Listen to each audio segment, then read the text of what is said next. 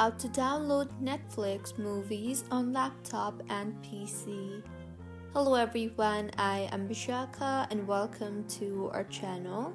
Now, let's get right into the tutorial. First of all, go ahead and open Netflix on your device and make sure you are signed in, and if not, then go ahead and sign yourself in. Now, tap on the search bar and search for the movie or series you want to download. You will then see the movie or series you opened.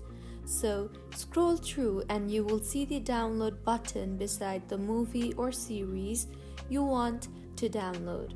I do not have the download option as of now since I am using the web version of Netflix, but if you are using the Netflix application, then you will be able to see the download option, as this feature is only available in the app version and is not available on the web version.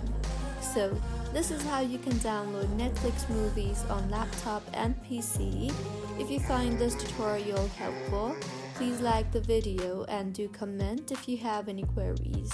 Also, do subscribe to our channel for more helpful tutorials like this. See you on the next one.